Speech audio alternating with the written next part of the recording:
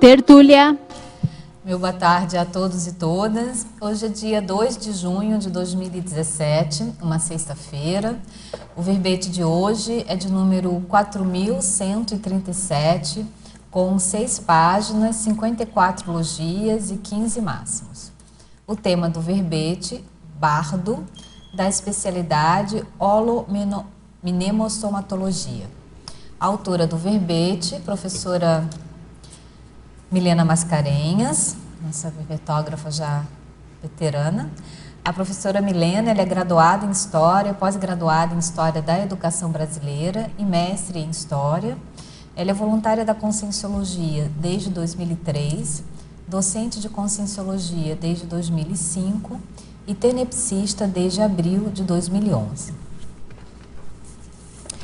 O bardo é a consim masculina, componente da classe social dos antigos povos celtas, 2.500 anos antes da Era Comum, responsável por memorizar, conservar, compartilhar e transmitir histórias dos antepassados de maneira oral, cantando ou recitando poemas, lendas e mitos, objetivando criar coesão grupal. O holopensene pessoal da holomnemônica, o holopensene coletivo da retrocessologia, o holopensene pessoal das pesquisas mnemônicas, os apriorismos do pensamento binário, a ausência do pensamento divergente, a anulação do pensamento discordante, a memória compartilhada beneficiando a pensenização grupal.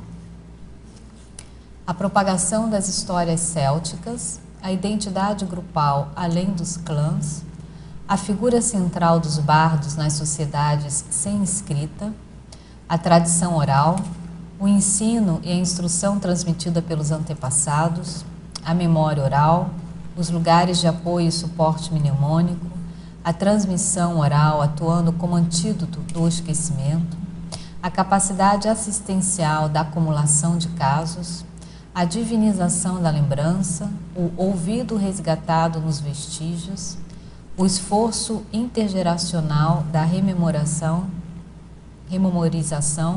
a sensibilidade auditiva, a busca do tempo perdido, o armazenamento da memória. Nós lemos aqui algumas das primeiras linhas da fatologia, que já alcançou o máximo com 23 linhas. E a seção da parafatologia, a ampliação da autoconscientização multidimensional, o parapsiquismo anímico, o domínio da fitoectoplasma, a cultura holochacral, o domínio dos plantochakras, assimilando as energias telúricas, as evocações de consciências do passado nas exposições orais, a lembrança das vidas sucessivas, a prática parapsíquica da adivinhação, as danças rituais provocando a descoincidência holossomática. Na visão do detalhismo, a verbetógrafa, ela nos indica aqui 27 sessões, né, com conteúdo bem rico. Na argumentologia, na divisão da argumentologia, na seção da caracterologia, a professora Milena, ela indica aqui em ordem alfabética 15 tipos de papéis sociais desempenhados ao longo do tempo por especialistas em memória ou guardiões dos acontecimentos memoráveis responsáveis em manter a coesão do grupo. Então, várias outras categorias aqui, né, de funções ou papéis dentro de um grupo com essa mesma característica dos bardos. E na sequência, em instrumentos, né, ela detalha aqui os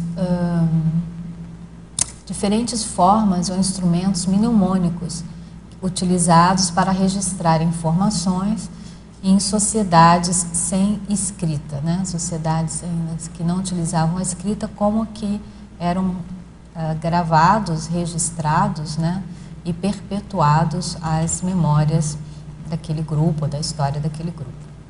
Na divisão da acabativa, no item remissiologia, dos 15 verbetes apresentados, nós destacamos história oral, mega acontecimento histórico, mnemotécnica vocabular, sustentação factual e testemunho. Os bardos representaram, na antiguidade, cápsula mnemônica e instrumento privilegiado para criar coesão grupal e senso de pertencimento, essenciais na monumentalização passadológica. Você valoriza as histórias transmitidas pelos antepassados? Já ultrapassou a barreira agráfica? A bibliografia específica traz 5 referências. A equipe de voluntários da Enciclosapiens, na mega-análise, eles destacaram celta, druida, trovador, memória, história, poemas, lendas, mitos, passado, sociedade, lembrança, antiguidade, transmissão, mnemônica, identidade, conhecimento, compartilhamento, monumentalização, intercomunicologia e holominemossomatologia. Então, Milena, a gente já te passa a palavra, já começando com aquela clássica pergunta, né? Você contar pra gente os prévios, bastidores, o contexto histórico do verbete. Certo. Bom, o tema bardo, ele surgiu em função das escritas de alguns verbetes, porque a maioria dos verbetes que eu escrevo é relacionada à memória. E o bardo, ele está sempre presente na masculinologia. E estudando, inclusive, a era vitoriana, né, com a Corelli, a gente estudou o Shakespeare e a evocação da questão do bardo. Eu disse, puxa, mas eu falo tanto em bardo, quem sabe a gente escreve algo sobre essa personalidade. E também uma outra sincronicidade é que o verbete que eu defendi no dia 3 de março, 3/3 de 2012, os celtas apareceram na tertúlia.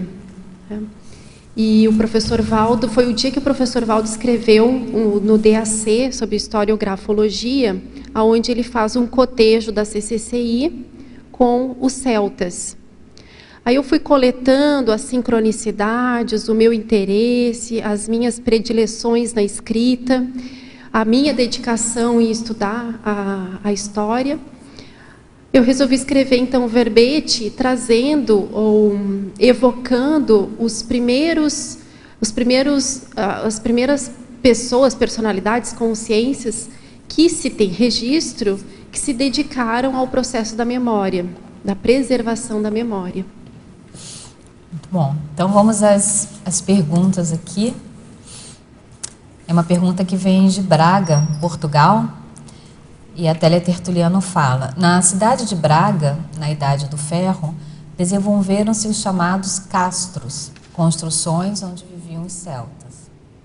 Ainda há vestígios preservados dessas construções, mas a maioria, devido principalmente à invasão romana, foi sendo destruída ao longo do tempo. Em eventos culturais atuais aqui, é curioso observar a presença dos contadores de histórias, muito semelhantes à definologia do bardo. Mediante essa descrição e nesse contexto, na página 14, em Legislogia, na segunda linha, poderia ampliar a lei da conservação dos patrimônios culturais? Sim. Eu tive a oportunidade de conhecer a Citania de Briteiros, que é um sítio arqueológico que tem em Portugal, no norte de Portugal. Eu não tenho certeza se fica em Braga, mas é uma região bem próxima. E é uma preservação bem interessante, porque ali é possível a gente ter uma ideia de como que os celtas se organizaram. Porque é em cima de uma montanha, então toda a construção, e são aquelas construções bem típicas que a gente vê nas ilustrações, que são construções circulares, várias delas em cima dessa montanha, onde eles podiam ter uma visão bastante abrangente de uma possível ameaça, enfim. Então, a localização geográfica ela é bem interessante para a gente ver a forma como os celtas se organizavam e a forma também como eles se protegiam. E é importante ter esses espaços de preservação do patrimônio, porque ali a gente tem acesso a, in loco, né, como que aquela sociedade se organizavam. E é preciso ter algumas políticas de preservação desses locais. Políticas que obrigam o Estado a manter esses espaços, a conservar, políticas de conservação. Não adianta só manter, mas também de preservar. Enfim, tem uma série de políticas, até vários organismos internacionais que criaram políticas em defesa da memória. E defesa da memória significa você preservar esses diferentes ambientes onde a gente pode ter contato com esse passado, né? No caso, a Citania de Briteiros é um exemplo assim, fantástico de preservação, né, de organização para manter aquele lugar intacto, enfim, preservado. Quer falar alguma coisa sobre isso? Claro. Essa sequência, a gente, quando vê mais o processo europeu e a questão da história, é sempre aquela dualidade. Até que ponto que a gente deve preservar, e a gente estaria preservando talvez um holopensene mais patológico, e até que ponto que é positivo preservar pela memória e até pelo aprendizado da própria cultura, que é um aprendizado, né? Se a gente vai ver as culturas anteriores, a gente vê o que deu certo, o que não deu certo, para a gente poder avançar. Como é que você vê essa questão, o que preservar, o que não preservar, dentro dessa política de patrimônio? Na dúvida, a gente tem que preservar, né? Porque, por exemplo, no caso da Alemanha, que você tem aqueles ambientes de preservação, de campos de concentração, e eles fazem até evocação de como que as pessoas se sentiram, enfim, que são ambientes mais carregados, mais patológicos. Mas, por outro lado, se a gente fizer uma avaliação da Alemanha, é um país que sabe lidar com a sua memória, que sabe lidar com as suas dores, com as suas vergonhas, com as suas culpas. Não sei se sabe lidar, mas pelo menos está no caminho para isso, né? Pelo que a gente vê, os países que escondem as suas memórias, que não preservam, que colocam embaixo do tapete, são países que tendem a criar mais revolta, mais processos mais patológicos do ponto de vista intraconsciencial, né? Então, criam algumas situações que as pessoas não dá para discutir, não dá para você recompor, porque quem recompõe tem que primeiro admitir que errou. Então, eu sou mais por pior que seja o passado, você trazer à tona e você saber lidar com isso para poder recompor e caminhar e ir adiante, do que você esconder, porque acaba ficando estagnado. Essa é uma discussão bastante intensa dentro da história, né? De você, por exemplo, aqui no Brasil, a história da escravidão do Brasil ela é pouquíssimo discutida. A história da ditadura brasileira ela é pouquíssimo discutida. Aqui tem mais uma tendência de encobrir do que trazer à tona para resolver. E a gente vê outros países da América Latina, por exemplo, que sabem lidar melhor com a história da ditadura do que o Brasil. E aí tende a ficar com aquela questão mal parada, né? Não resolvida. É que nem aquele traço que a gente tem, que a gente não quer mexer nele, né? Deixa ele ali, mas ele está lá, né? Eu posso só dar aqui uma sequência em relação a... Agora, aproveitando essa sua pergunta, eu estava pensando aqui, esse é um tipo de debate muito interessante para ser feito, porque traz toda a condição historiográfica da holomenemonicologia, da história, mas tem um aspecto também da reurbim, da reurbanização intrafísica. Então, eu acho que, sei, fica uma proposta, pelo menos uma provocação aí, você enquanto representante do Colégio Invisível da Para-Reurbanologia. E como arquiteta também, né? E como arquiteta, né? E que também, muito afeita, né? A questão, acho que os arquitetos também têm, acho que né? Algo que lida muito com a condição do patrimônio, né? Do patrimônio cultural e tudo. E é você, Milena, enquanto historiadora e também integrante da Consecutivos, né, que está relacionada à condição da holomenemônica e da do estudo, né, da serexologia, seria interessante travar alguns debates, alguns diálogos assim, porque realmente essa é uma discussão interessante, né, de se ter, né, porque pontos de vista, enfoques diferentes né, sobre uma mesma questão, acho que vão enriquecer e vocês fazerem um alinhamento aí, né, não que existe um certo ou errado, né, mas estava pensando aqui, em alguns contextos eu também concordo que é muito interessante a preservação porque é uma condição histórica, né, e em alguns contextos talvez seja interessante preservar para mostrar como não fazer novamente, né, como não repetir os mesmos erros. Mas em outros, o processo de reurbanização, estava falando, fiquei pensando aqui no Carandiru, né? Que destruíram tudo e fizeram coisas novas, então também como é importante ter esse processo de reurbanização. Então, bem legal, eu acho que né, esse diálogo, esse debate, essa troca de ideias aí. Dentro da arquitetura, e é interessante, quando eu saí de Belo Horizonte, porque ele também tinha as Minas Gerais, né, Ouro Preto, fazer intervenção naquele conjunto histórico de Ouro Preto, você não podia mexer em nada, você tinha que manter a mesma traça. Então, aquilo tinha uma certa rigidez. Quando eu fui para Lisboa, eu achei interessante, porque eles, por exemplo, em zonas históricas, eles mantêm a fachada, aquilo que é o antigo, e aí eles constroem um edifício de vidro por trás daquela fachada, onde mostra esse é o antigo, esse é o novo. Entende? Então, são duas formas diferentes de se tratar e de se intervir no passado. Então, mesmo dentro da arquitetura, existe uma polêmica, existem posicionamentos diferentes de acordo também com o local, de acordo com o país. Sendo que a Europa, né, tem toda a base histórica da arquitetura, e não só da cultura como um todo, né? Eu achei interessante como é que eles trabalham de uma forma diferente. Eles mostram exatamente o que é passado e o que é o presente, entende? E uma coisa conversa com a outra, né? Não é uma coisa escondida, né? É uma coisa preservada, mas vamos em frente, né? Em alguns países do Oriente, assim, né? China, Japão também tem um super moderno. E do lado tem o tradicional. Enfim, eu acho que é um diálogo, né, vai ser uma conversa interessante, uma roda de conversa interessante, essa que pode se criar. E aí, dentro dessa linha, eu já vou lá para a página 16, eu achei interessante, porque o tempo todo que eu estava lendo o verbete, me veio esses pensamentos, né, do que preservar, do que não preservar. É lógico que o seu foco é holomnemônico, né? Aí você coloca na epígrafe disputas e historiografia, você faz um contraponto aqui nosso, né, de uma visão do passado, enquanto construção de identidade.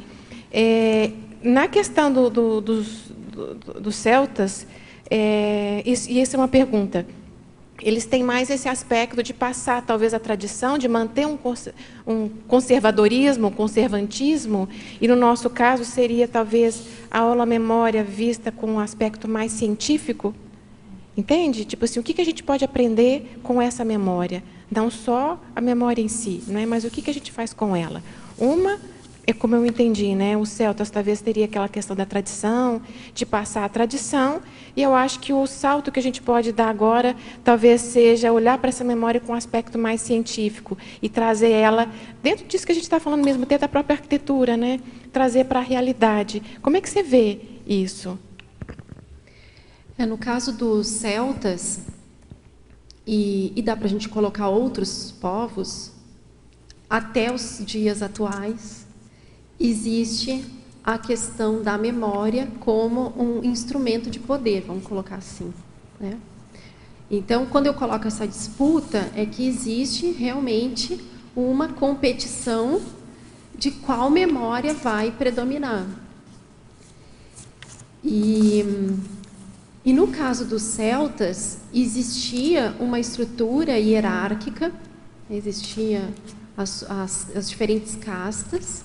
No caso, o bardo fazia parte da casta dos druidas, que eram os sacerdotes, aqueles responsáveis pela propagação de uma ideia, de uma cultura. Ele era responsável pela questão mística, religiosa, enfim.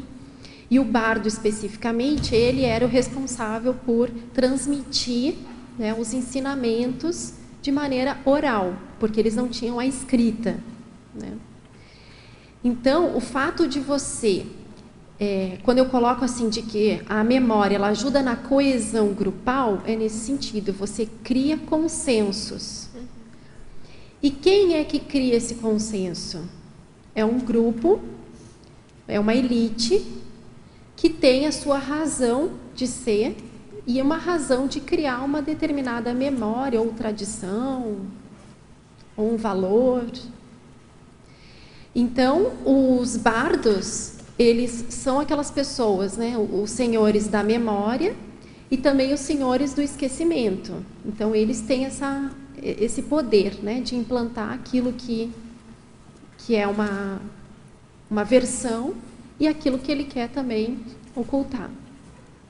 Por que eu estou falando isso? Porque a gente não pode olhar né, para a figura com uma maneira ingênua. Não, existia, né, ainda existe, muitas interpretações, vamos colocar assim, em cima de fatos. Ora é bom, ora não tão bom. Ela pode ser usada para os dois lados. Quando é bom, é no sentido de essa coesão grupal, ela é positiva, né? Porque cria esse senso de pertencimento, do trabalhar em conjunto, de ter a sua razão de ser, quer dizer, eu sei por que eu faço parte desse grupo, a gente pensa mais ou menos da mesma forma, a gente tem os mesmos valores, e isso dá um sentido de vida para a pessoa, né? Isso traz uma razão de ser. Então, quando você precisa formar um grupo para uma batalha ou para uma plantação, para o processo da agricultura, você precisa dessa coesão grupal para dar um porquê, uma razão de ser, né?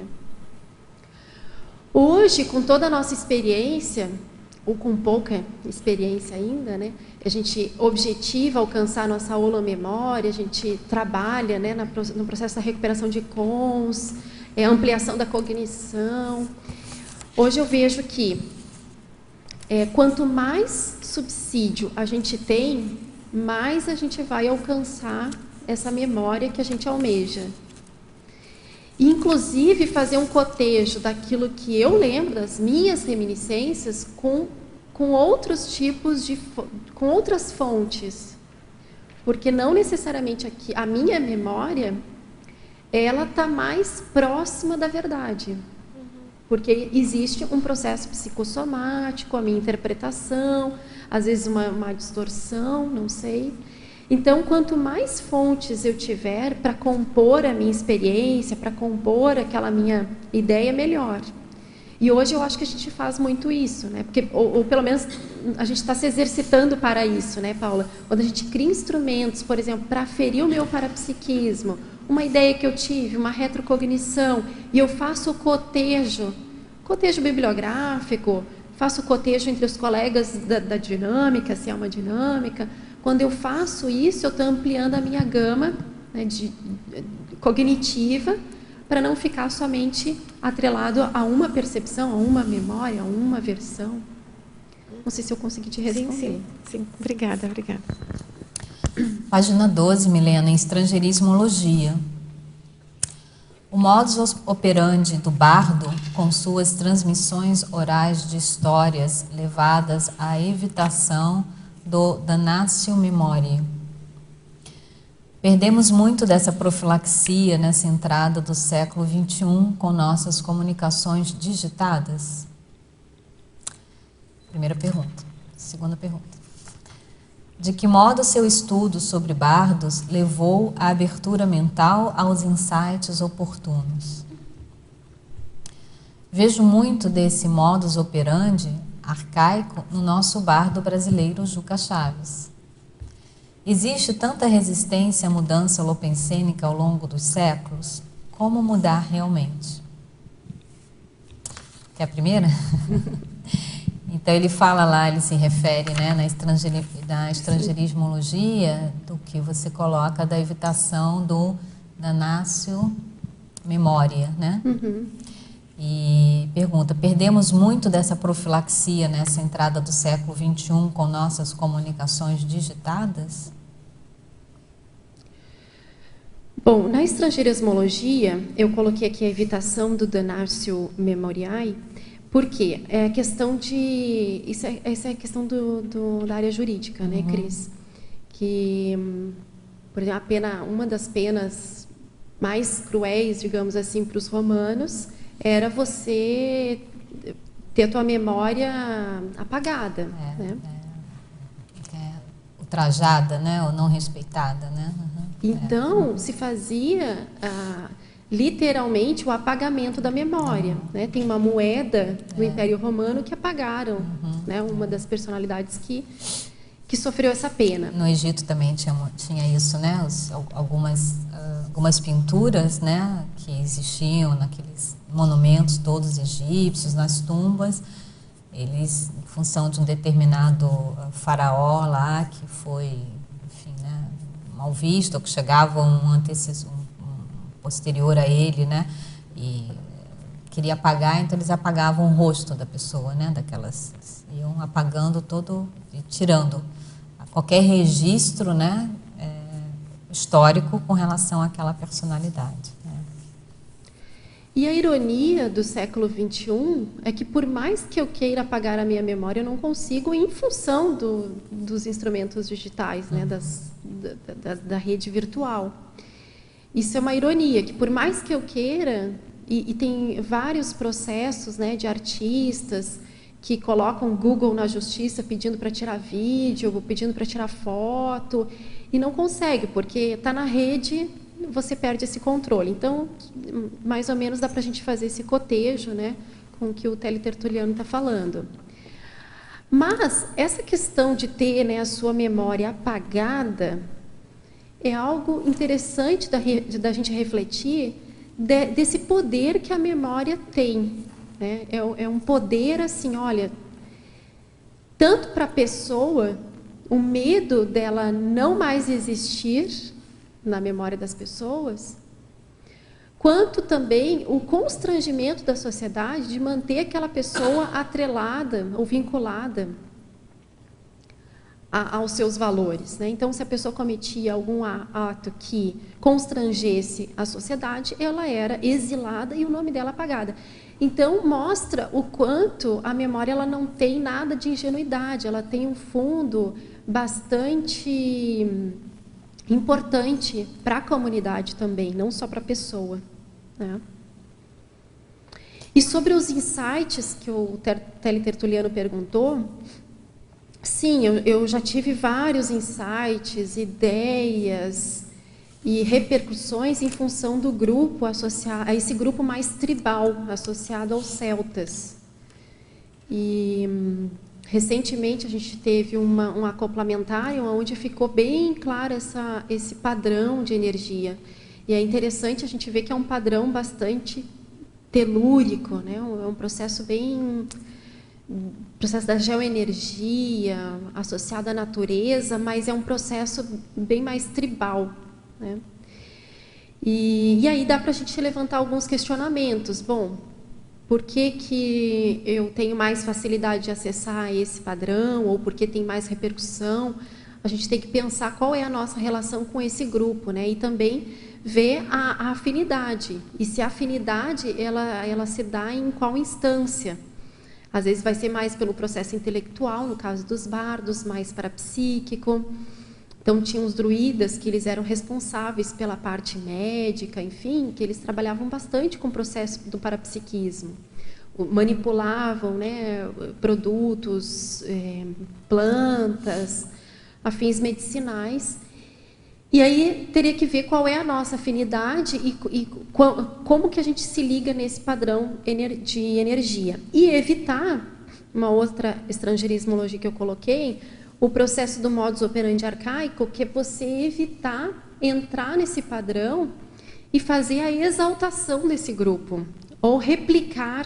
Eu comprei alguns livros celtas, porque são poucos materiais que a gente tem sobre esse assunto, e os livros que se tem hoje são muito místicos e muito tentando exaltar a sociedade celta e tentando replicar nos tempos atuais, com magias, com manipulação de ervas, enfim, coisas que a gente já pode superar, ou que a gente já superou, e avançar nesse processo. Então, quando a gente estudar os celtas, tentar estudá-los no sentido de, sim, fazer um rapport, nos colocar, de repente, naquele contexto, mas avançar, ver que a gente melhorou muito e que a gente tem instrumentos muito melhores.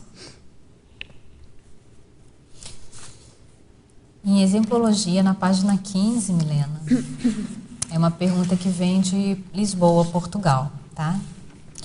Na sua perspectiva, poderia comentar sobre a herança do papel de bardo veterano exercido no passado e de como otimizar essa experiência na atualidade, tendo por base o paradigma consciencial? Para você chegar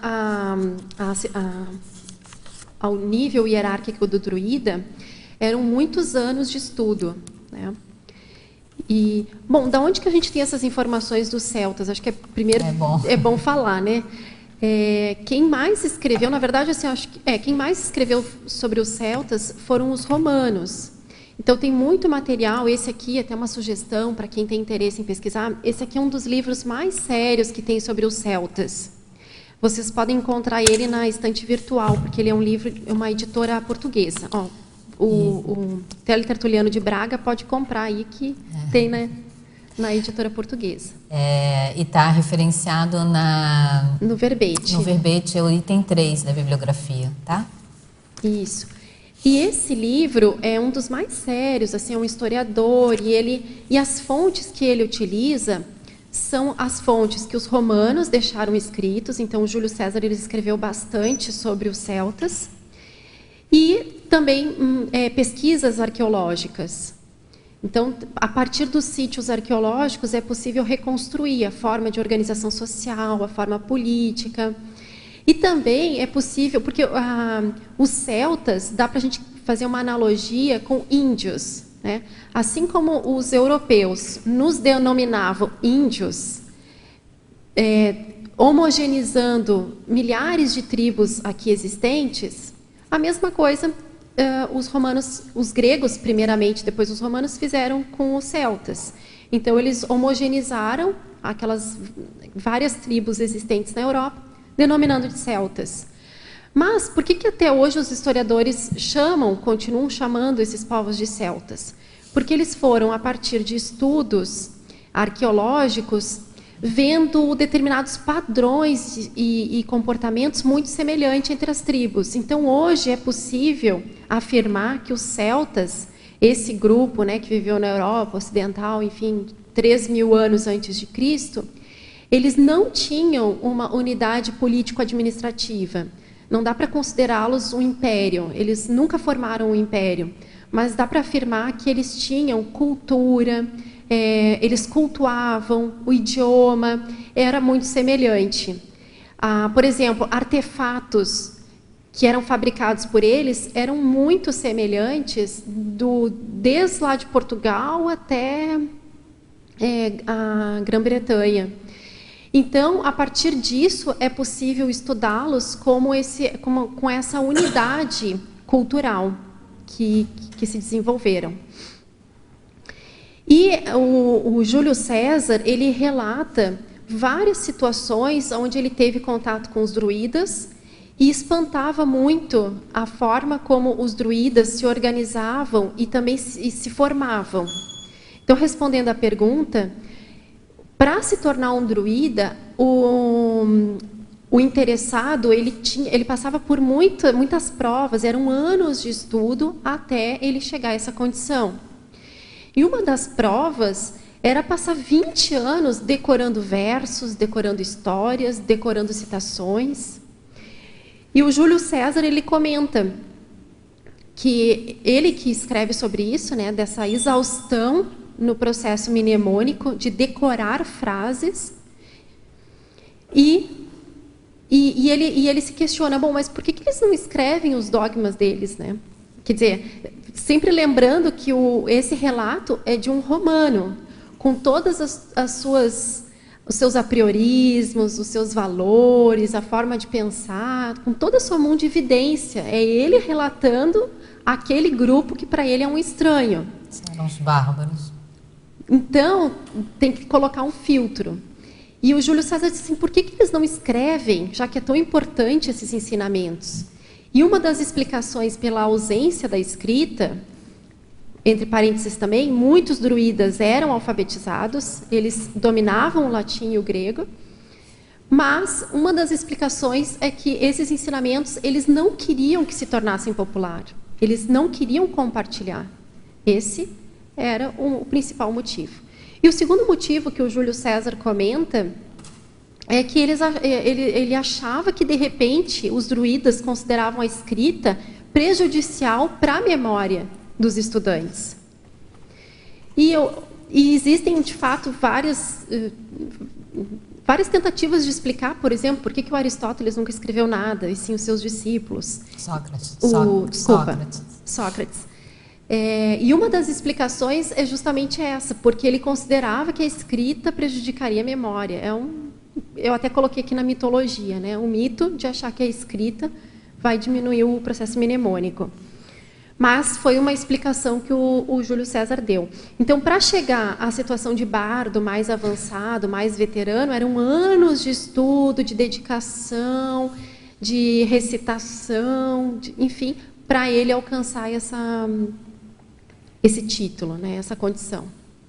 Se hoje a gente acha que 10 anos de dispersidade é muito, pensem no bardo, que tinha que ficar 20 anos estudando versos. Parabéns pelo verbete, está bem interessante toda a pesquisa que você fez aqui. Tenho muitas perguntas, na verdade. Eu tinha pensado em 2, mas aí agora eu ficou uma terceira, porque eu não entendi ainda. Se poderia explicar para nós também, acho que quem não tem tanto conhecimento dessa cultura, qual a diferença entre bardo e druida? O bardo era druida. É mesmo? Então, assim, então, tinha o druida, que é esse sacerdote, e tinham as suas especialidades. Uma das especialidades era o bardo, que era o mais, assim, eles colocam como de menor valia, digamos assim, né? Que é o bardo. Chão de fábrica. O chão de fábrica. Mas entre os druidas. Entre os druidas.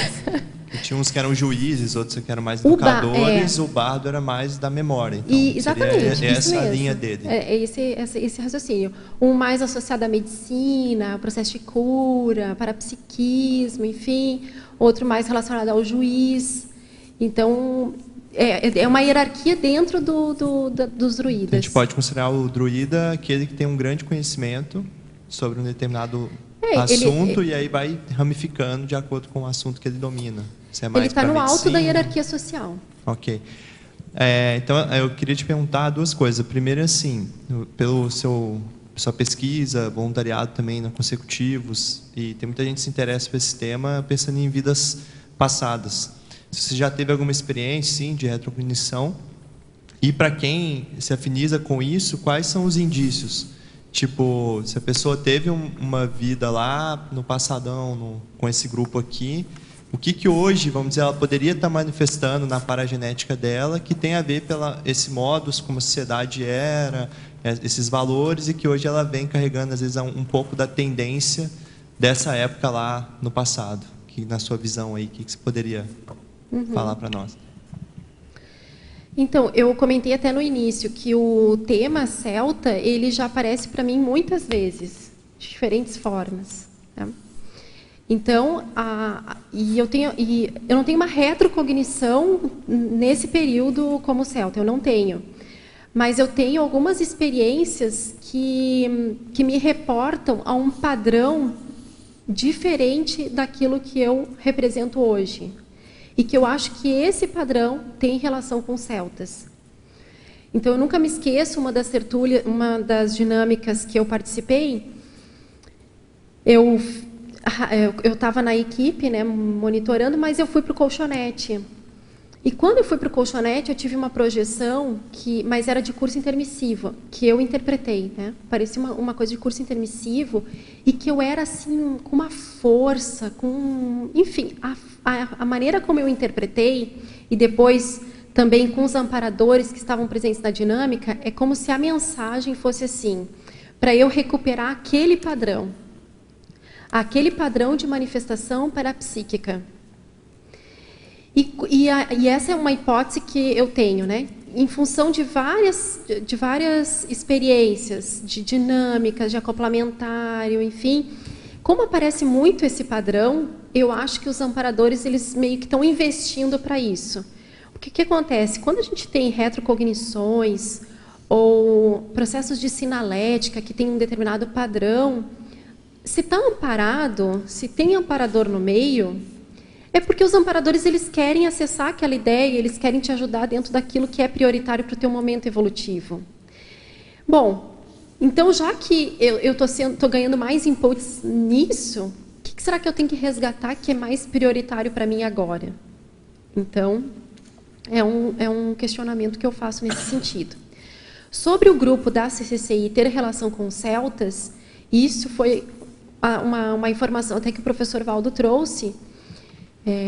Numa tertúlia, eu estava dando essa tertúlia e quase 60%, 70% da tertúlia, né, Débora, o professor Valdo está falando dos celtas. Os celtas apareceram na tertúlia, ele jogou energia nas pessoas. E eu fiquei pensando, puxa, mas por quê, né? Aqui nessa... Depois eu achei assim, uma série de sincronicidades que tinham relação com os celtas, né? Do verbete, da data e por que eles apareceram. Mas nessa tertúlia, o professor... E foi nesse dia que ele escreveu o verbete do DAC, que é a historiografologia, onde ele faz o cotejo da CCCI com os celtas. E ele diz assim, olha, a maioria de vocês aqui foi celta. E vocês melhoraram. Bom, né? E vocês melhoraram, muitos de vocês melhoraram, enfim. E ele faz um cotejo, porque existe uma linha, né, por exemplo, que a gente trabalha, que lá no passado a gente fazia. Só que com outras intenções, com outros interesses, com outros objetivos. Mas que hoje a gente permanece fazendo a mesma coisa. Lá a gente trabalhava o parapsiquismo, de repente, para dominar, para ver... estava mais preocupado com defesa, ataque, enfim. Hoje a gente trabalha com parapsiquismo com fins interassistenciais.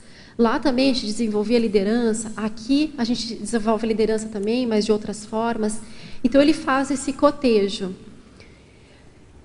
Então eu penso que é interessante a gente ver essa relação do cotejo e ver o que tem de melhor naquele povo, naquela vida, né? Eu penso que o melhor que a gente pode extrair é o processo parapsíquico, porque não tinha muito assim instituições, era uma coisa assim bem livre, bem aberta, a liberdade era bastante grande, né? Para você ter mais contato com a natureza, aumentar a tua sensibilidade, a sensibilidade do mato, né? Que é o que a gente comenta hoje. Então, naquele momento, naquele zeitgeist, a gente teve a oportunidade de desenvolver isso. E que nessa vida, em função até do paradigma cartesiano, materialista, que a gente passou por muitas vidas, provavelmente, né, nisso, a gente vem mais quadradinho. Mais formatado. E aí, acessar esse grupo talvez nos ajude a ter mais flexibilidade parapsíquica. Ah, bacana. Muito bom. Acho que clareou bem.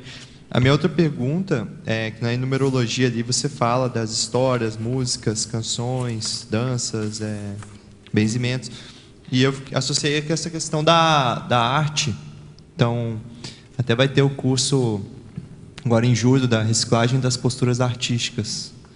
E daí eu queria entender melhor a relação da arte nesse grupo, que parece que o bardo, pelo que você falou, ele decorava através de músicas e poemas, né? Então ele usava, vamos dizer assim, esse meio para transmitir a história. E como é que era nessa época essa utilização, né? Como é que era a valorização disso ou a não valorização disso, da arte como um instrumento lá? Os celtas, em especial, eles eram extremamente competentes no processo artesanal. Enfim, né, em diferentes museus vocês vão ver que tem artefatos celtas e são belíssimos, são bem trabalhados. Tem aquelas figuras geométricas, a Débora talvez vai escrever melhor, né, mas em formato de nós, né, bem detalhado, bem... Então, é um processo, assim, sutil da arte. Mas eles não usavam a arte pela arte, eles usavam a arte como um instrumento mágico. Tinha ali um significado religioso, tinha um significado de proteção. Enfim, tinha... Mais transcendente, né? Mais transcendente. Uma associação, né? Com essa expressão maior, vamos dizer assim. Perfeito. Então, não era arte pela arte, tinha, né, um fundamento. Agora, os celtas, eles eram bem... Eles se vestiam também de maneira bem adornados, não sei como é que é a expressão, mas eles usavam bastante joias, adereços, isso, bastante adereços. Tem um relato da Boadicea que tem pouquíssimos casos relatados de celtas, né? Mas um caso que é relatado é da Boadicea, que é uma rainha celta. Isso é uma outra característica da sociedade celta, que é o papel da mulher. A mulher ela tinha um papel mais de liderança, mais aguerrida, muitas eram guerreiras, elas podiam lutar do lado dos homens tranquilamente. Isso chamava muito a atenção dos romanos. Os romanos tinham muito medo das mulheres celtas. Eles tinham medo, e eles tinham medo, inclusive, da beleza delas. Então, eles tinham medo, e tem várias lendas em cima de mulheres celtas, que elas enfeitiçavam os homens. E no caso da Boadicea, o relato que fala né, a descrição dela é que ela era uma mulher muito bonita, alta, com os cabelos avermelhados e com muitos adereços. Aquele colar, se você colocar na internet, né, o colar, você vai ver aquele colar assim dourado, com bastante adereços. E tem algumas tribos celtas que são chamados os pictos, que eles se tatuavam. Então, é uma outra característica de você expressar no corpo determinadas ideias, ritos, significados, colocar animais, a questão dos totens, né? Colocar animais. Então, isso é bastante comum. E o que a gente percebe em sociedades agrafas, que essa necessidade de você expressar determinadas ideias ou de colocar o teu conhecimento ali. Por exemplo, no deserto do Atacama, lá no Chile, né? Tem poucos museus, quase não tem, né? Mas você vai ver os geoglifos, que é bem interessante, assim, a forma como eles expressavam determinados conhecimentos, ideias em si, nas pedras ou no chão, na areia, né? E aquilo, como não tem vento, aquilo perdurou, né, por muito tempo. É muito bonito de ver. Então, é a forma como a comunidade ela tem de deixar expressa ali uma memória, né? Legal. Você acha que, apesar dessa condição de agrafia, eles eram uma sociedade de vanguarda da época, assim? Sociedade o quê? Tipo, de vanguarda para aquela época, nesses conhecimentos que eles faziam, pesquisavam? Eu não sei se dá para colocar assim, Pedro. Talvez dê para colocar como um erro, talvez. Não sei. Porque se eles tinham acesso, né, ao processo escrita e não queriam, para não dividir o conhecimento, não sei, mas também é fazer um julgamento sem ter todas as informações, né? Sim, em alguns pontos, igual você falou do parapsiquismo, talvez, né, que eles tinham um pouco mais desenvolvido. Okay. Valeu. Em Fotologia, na página 12, Milena, na segunda linha de baixo para cima, poderia aprofundar um item, a ingenuidade pela busca da verdade? Sim. O tema verdade é um tema assim, bem filosófico, né? O que é a verdade? É uma coisa que no direito se discute talvez bastante também, né? Então, o que a gente tem que ver, conforme eu falei no início, é você ter mais subsídio, mais fontes para você alcançar, chegar mais próximo dessa verdade, né? Eu me lembro que o professor Valdo, ele criticava bastante os historiadores. Ele dizia, o que tem nos livros de história, não tem verdade nos livros de história, enfim, né? Ele provocava um pouco nesse sentido. E, obviamente, que a história ela não tem a pretensão de falar a verdade. Não existe isso, né? Existe uma tentativa de você explicar um determinado fenômeno, um determinado fato. Isso é que existe. E até mesmo, né, usando o nosso exemplo, uma experiência parapsíquica que eu tenho que suspender o juízo, eu tenho que colocar ele em uma certa dúvida, né? Tentar ferir de outros modos aquela experiência. E a memória, então vamos colocar assim, né? A matéria-prima da história é a memória. E a memória é um tema extremamente subjetivo e que é muito difícil você objetivar, né? E a gente pode dar alguns exemplos de pessoas que vivenciaram determinadas situações e elas não conseguem admitir que vivenciaram. Porque elas estão mentindo? Não. Por trauma, por negação, por vergonha, por culpa, aquilo ela deliberadamente tira da memória. Tem um historiador que eu gosto bastante dele, especialista em memória, que é o Pollack, e ele estuda muitos alemães pós-Segunda Guerra. Estuda os judeus e como que a memória vincou, né, no processo deles. E ele relata que várias mulheres que sofreram abusos em campos de concentração, ao relatar a experiência de abuso, relatam na terceira pessoa. Olha, eu vi uma pessoa que sofreu abuso. Então, ela relatava como se outras pessoas passassem por aquela experiência. E não que ela passou.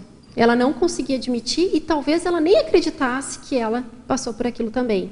O historiador, né, o Pollack, ele só se deu conta disso quando ele confrontou as testemunhas. Então, isso é uma questão, e aí a gente pergunta, bom, qual é a verdade?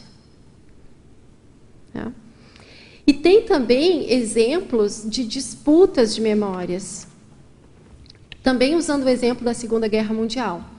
Teve uma região na Toscana que os alemães nazistas, né, os soldados, assassinaram mais de 100 pessoas. Assassinaram, assim, mulheres, crianças, foram lá e assassinaram. Essa região, por que eles assassinaram? A desculpa foi uma retaliação porque essa comunidade tinha matado 3 soldados. Aí, como que essa sociedade, como que essa comunidade vê essa situação? Qual a memória que ficou? Então, existe uma memória dos que todo ano que aconteceu esse massacre é comemorado, né? É comemorado em nome da resistência, da população que resistiu ao nazismo. E há uma outra memória que culpa essa população que matou os alemães pelo massacre. Então, essa comunidade, ela não lida bem com essa memória, ela disputa uma memória. E qual é a verdade em relação a esse fato? Então, é isso que a gente tem que pensar, que eu coloquei aqui nessa questão da ingenuidade, né? Porque existem disputas em relação a fatos, a versões, aquilo que vai ficar, o que eu quero eleger para lembrar. Qual que é a interpretação, né? Que é mais confortável, né? Ou é mais conveniente, ou atende melhor determinados interesses de ordem subjetiva, ou não, né? Talvez seja isso, né? Bom. Na página 13 agora, Milena, em Fatologia ainda, na 7ª linha. Poderia expandir sobre as possíveis falsas memórias ou registros distorcidos decorrentes da memória étnica dos povos sem escrita? Acho que está muito na linha do que você acabou de falar, né? Dessa falsas memórias. Talvez, é que na linha 7 está escrito assim, ó, o passado forjado para consolidar territórios. A memória étnica dos povos sem escrita. Talvez o Teletertuliano tenha pego essas 2 ideias, né? Na verdade, essa memória étnica dos povos sem escritas, que é, né, o que está no verbete, ela queria falar sobre essas possíveis falsas memórias distorcidos decorrentes dessa memória étnica, né, dos povos sem escrita, porque se não há o registro, a tradição oral também pode ser, como você mencionou no início, distorcida, né? Perfeito. Ou de certa forma manipulada ou induzida, né, ali de acordo. Então, essa é uma pergunta. E na 5ª linha, quando sabe-se que possa existir a escolha do passado a ser venerado? Tá? Então, são essas 2 perguntas. Uma pergunta que vem da Espanha, de uma teletertuliana da Espanha, de Madrid. Então, quando você tem um povo, né, que não deixou nada registrado, você pode atribuir qualquer significado para esse povo, né? Então, isso é um grande problema, por exemplo, na história da África. Você tem pouca historiografia sobre o continente, e aí você tem vários europeus, americanos, escrevendo a história da África. Então, você cria uma situação que pode gerar problema, porque não necessariamente você está relatando ou está dando uma interpretação mais fidedigna àquele povo, né? Então, isso é uma situação. A outra que ela pergunta sobre a escolha do passado a ser venerado, né? Eu vou dar um exemplo da história do Brasil. Então, a história do Brasil. Quem é que proclamou a República?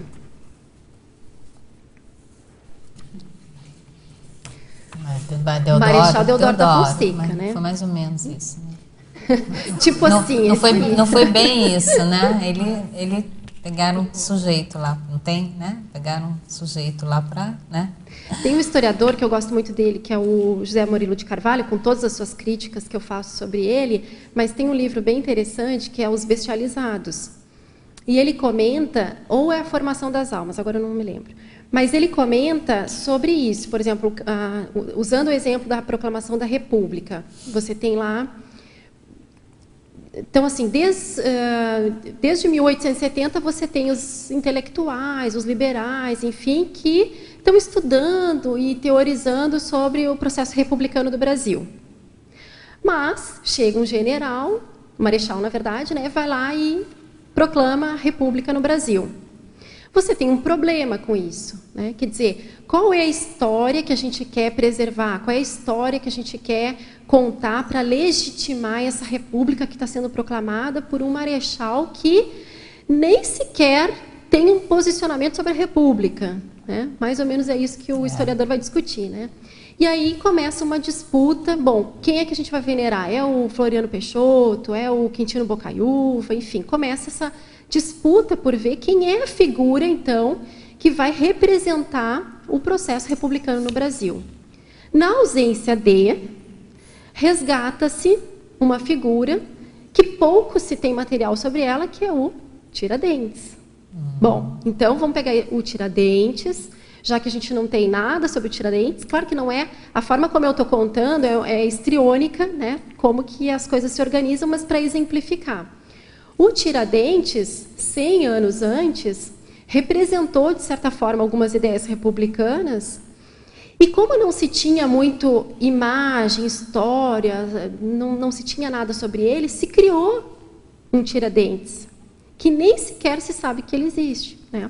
Então, cria-se uma imagem, cria-se um ideário, exalta, aproxima ele dos cristãos, né? O Tiradentes ele é sempre retratado muito parecido com a forma como o catolicismo retrata Jesus Cristo, crucifica o Tiradentes, coloca a cruz em torno dele, enfim. Esse é um exemplo de qual é a história que eu vou escolher para venerar. Esse é um exemplo, né? Então, enfim, quando eu não tenho, né, uma história suficientemente boa que legitime aquilo que eu quero, eu crio uma. Esse é um princípio, tá? Então, a gente precisa ficar atento para ver se aquela história que estão nos contando é de fato, né, chega mais próximo daquilo que aconteceu. Daí, nos estudos historiográficos, me corrija se eu estiver errado, quanto maior o número de fontes você recorrer, né, quanto maior o número de versões a que você for recorrer, inclusive versões contrárias, né, às vezes consideradas díspares uma da outra, talvez seja melhor, né, para formar esse conjunto de conhecimento mais amplo. E aí, no nosso caso, né, com a condição do parapsiquismo também pode ajudar, você está mais próximo ali do seu contexto com aquele fato histórico. É mais ou menos isso? E tem um outro elemento, além de você se munir, né, de diferentes fontes, tem um outro elemento que é você evitar o anacronismo, né? Claro, é natural, é instintivo eu querer colocar a minha bagagem, a minha mundividência em cima de algo que eu estou estudando. Então, colocar tudo que eu sei em cima do povo celta, assim como o Júlio César fez ao relatar os celtas, né, pode criar certas distorções, né, certas incompreensões, certos enquadramentos que dificultam, né, que eu entenda melhor aquela realidade, aquele povo, e assim uma consciência, né? Se eu fizer assistência para alguém e querer colocar aquilo que eu acredito no outro, eu vou ter mais dificuldade de assistir. Né? Efeitologia, página 3. Quer fazer um comentário. E essa questão que você está colocando aí, especificamente do Tiradentes, remete a questões, no caso, de uma intenção de distorcer a história. Né? No caso da oficialidade, em questão, em relação ao Tiradentes, se queria criar um herói brasileiro. Né? Então, se deu uma roupagem, se acrescentou fatos, se preencheu lacunas da história com essa intenção. Né? Então, tem essa questão da distorção intencional de fatos, de memórias. Né? E, às vezes, até a destruição de memórias, apagar determinados personagens, inclusive, literalmente, das pinturas, etc., tirar das fotografias. Tem até uma expressão que diz assim, o Tiradentes foi esquartejado, né? Esquartejaram também a história do Tiradentes, porque tem 1000 versões, enfim, para tentar chegar num consenso que atendesse aos interesses, e, em geral, são interesses de uma minoria, enfim, que querem, né, a legitimidade de algo. Mas é exatamente isso. E a gente vê muito. O Baez, no Heterocrítica, aqui no CAEC, né, o autor do livro A História Universal da Destruição dos Livros, ele fala muito disso, a questão do memoricídio. Quer dizer, por que você queima livros? Né? Segundo o Fernando Baez, há 55 séculos se queima livros. Então, é como se o modus operandi do processo de conquista, para você conquistar alguém, você tem que destruir esse alguém. Né? Você destrói a memória para implantar uma nova. Então, essa questão está muito associado com poder, com domínio, enfim. Tudo bem? Sim. Eu vou só terminar aqui as perguntas da Teletertuliana e volto para vocês, pode ser?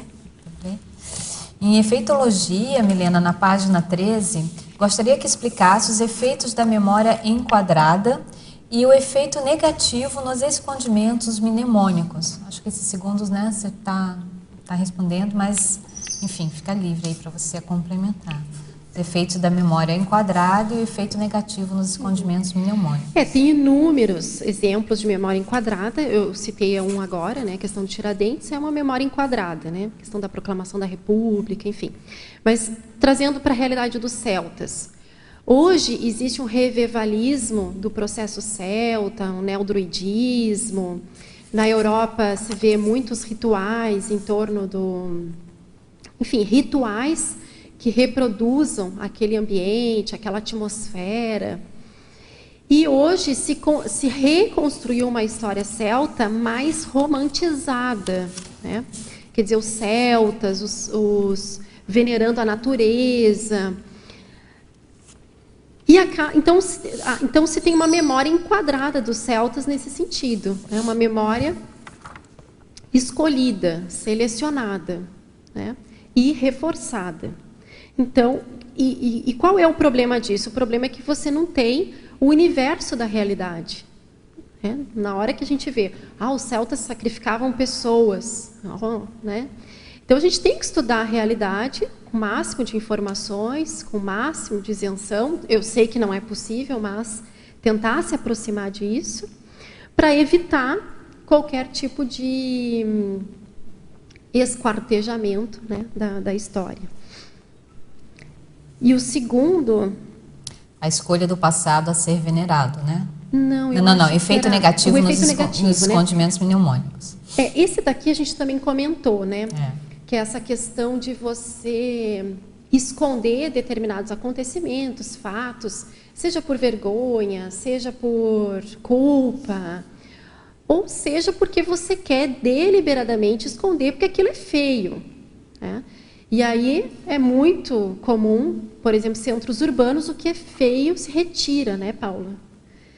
Então, na construção, por exemplo, da Itaipu, usando o exemplo aqui de Foz do Iguaçu, o que tinha de favelas, de aquilo que não estava urbanamente estético naquela linha foi retirada. E você, usando um exemplo bem claro aqui da Itaipu, você vê o vídeo da Itaipu, quem já fez aquela visita técnica, você vê uma realidade que é fantástica. Olha o que o homem pode fazer, né? A obra monumental. E quando você estuda todas as repercussões, todas as expropriações, as pessoas envolvidas, a população local, o tratamento, enfim, você vê uma outra realidade. E o fato de você trazer à tona, ou você valorizar essas histórias marginais, histórias que não estão na história oficial, ajuda até no processo terapêutico. Não sei se dá para trazer esse exemplo, né? Mas dá para a gente pensar nas mulheres, nos negros, nas prostitutas, na população que, em geral, está marginal, e ela fica marginal também da história, também da memória, como se não existisse, né? E, ao inseri-las, você ajuda no processo até assim, de todo mundo reconhecer que aquilo existe, que aquilo é um problema, e que a gente já está num passo do processo da recomposição, se a gente pensar no curso grupocármico, né? E em Paradoxologia, na página 14, Milena, o paradoxo de quanto mais acumular conhecimentos pretéritos, mais capacidade de prever o futuro. Poderia estar na origem da advertência antecipada? Sim, pode estar. E eu vejo que a história e a prospectiva, que é a história é você olhar o passado, e a capacidade cognitiva de você conseguir prever, elas são duas habilidades que andam juntas. Então, quando a gente cria, né, uma mitificação assim, em torno do adivinho, né, da pítia, ou do mago, muito tem ali uma experiência, uma bagagem. Quer dizer, a pessoa viu tantos casos. Eu até coloco aqui em algum momento no verbete, né? Acho que o efeito positivo da pessoa ver muitos casos e ela conseguir ajudar em função dessas visões que ela tem. Então, o professor Valdo, muito do que ele falava era em função da experiência, não necessariamente de um processo parapsíquico. Pode ser, mas era muito mais porque ele via vários casos, e ele conseguia prever determinadas situações. E assim, se a gente for para a engenharia, né, o que os engenheiros fazem para tentar melhorar, por exemplo, a segurança de um avião? Eles estudam vários acidentes de avião, com diferentes aviões, diferentes situações, para ter um determinado padrão. Bom, então, o acidente pode ocorrer em função, né, disso. Então, a capacidade cognitiva de eu olhar o passado, eu entender as ações dos homens, como que eles funcionam, está muito relacionada com a previsão, com aquilo que pode vir a acontecer. E não é raro, né, quando acontece alguma situação, conflitos, né, internacionais, chamam-se os historiadores. Mas por que aconteceu o 11 de setembro? Aí o historiador vai lá, não, é porque... Quer dizer, quando ele está falando, ele tá explicando a causa, mas ele também dá indícios prospectivos, né? Ele consegue prever determinadas situações. É o estudo da memória, né, para prospectivologia, né, na prospectivologia, né? Isso ajuda muito. Eu acho que ele estava na frente, já te passo, tá, Débora? Tudo bem? Oi, Milena. Parabéns pelo verbete. Tenho duas perguntinhas. É o seguinte, a primeira é aqui em Crescendologia, quando você fala do crescendo bardo escriba, né? Isso aqui me lembrou, achei interessante, não sei se chegou a ver, mas tem uma obra de um autor chamado Leon Denis. Ele é um escritor espírita, mas eu não lembro qual é o nome do livro, mas ele fala também sobre os celtas, um pouco, e ele fala de um caso pessoal dele, em que tem uma rememoração de 3 vidas como celta, e que ele não fala diretamente dos bardos, né? Mas que ele rememora esse contexto, que ele passava muito tempo decorando e memorizando textos, né? E aí depois ele tem um contexto lá na frente, séculos depois, né, como escritor e tudo mais, também trabalhando com parapsiquismo, que foi no contexto do espiritismo.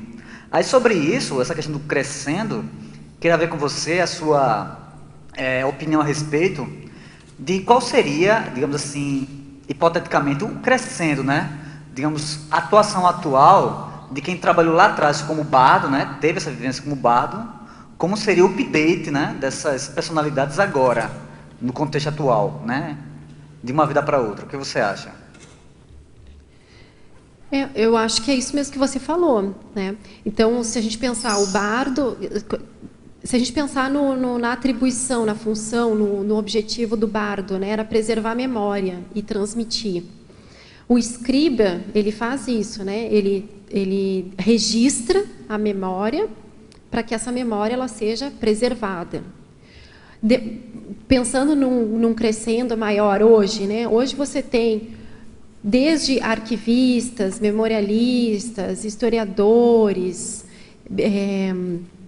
bibliotecários, até ativistas, como é o caso do Fernando Baes, que são pessoas comprometidas em preservação da memória. São pessoas que têm, né, como objetivo preservar e conservar aquilo que, né, enfim, aquilo que aconteceu.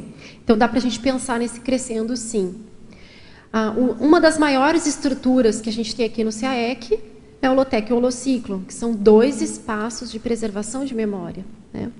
Então, por que dá tanto valor para... Por que é maior... Talvez é a maior estrutura, o Holotec e o Holociclo, a estrutura arquitetônica aqui na Cognópolis? Eu acho que é, né? Então, se eu fosse um arqueólogo, né, e pesquisasse aqui a Cognópolis, eu ia inferir que nós temos uma preocupação com memória. Olha, esse povo tem uma preocupação bem grande, investiram no processo da preservação da memória. Tudo bem? Ok. E mais uma, rapidinho, que a gente não falou ainda a respeito aqui, mas o cotejo do bardo com a questão da música, né? Dos instrumentos, essa questão da arte, né? Que mesmo, apesar do fato da questão da intelectualidade, não sei se pode dizer assim, né, entre aspas, porque o processo deles era mais de decorar, né, memorizar, mas com esse contexto da música também. O que é que você pode falar a respeito? Eu acho que a música, a poesia são estratégias para o processo mnemônico. Então, quando a gente quer decorar algo, a gente tenta criar estratégias. A melhor estratégia é você criar como que a gente fala quando uma coisa... Uma rima. Então, rima tem a ver com a música. E também tem o processo psicossomático, né? A música mexe com a gente, mais alegre, mais lúdico. E a poesia é a mesma coisa. Você cria versos, você tenta rimar esses versos. Então, eu vejo que tem muita associação com o processo mnemônico, estratégias para a memória. Não, também, né, eu estou me repetindo, mas não é a música ou a poesia pela música ou poesia, mas tinha um fundo, né, um objetivo, que é melhorar o processo de memória, vincar mais. Eles estavam envolvidos também muito com o contexto bélico, sabe dizer? Os bardos. Porque eu estou percebendo, eles trabalhavam mais com isso, né? Memória, música e tal. E eles não faziam tanto parte da classe guerreira, até onde eu estou percebendo aqui. Ou não? Tudo o contrário. Não, é isso mesmo. Os bardos, eles não faziam parte da classe guerreira, mas os celtas eram essencialmente militares. Né? Eles não iam para a guerra, né? Eles não pegavam em armas, não era a especialidade deles. Mas os celtas eram essencialmente militares, guerreiros. Porque eu acho interessante que você fala aqui na patologia da questão da canção de gesta, não é isso que pelo menos, eu não sei no questão dos bardos, mas no caso dos trovadores, eles utilizavam para contar mitos, né? Histórias para exaltar os paladinos, né? Os heróis, os guerreiros, né, da Idade Média. Aí, como era o contexto disso aí com os bardos? Se eles utilizavam isso também, ou não? Não tenho relato, assim, né, para te falar se tinha exatamente isso.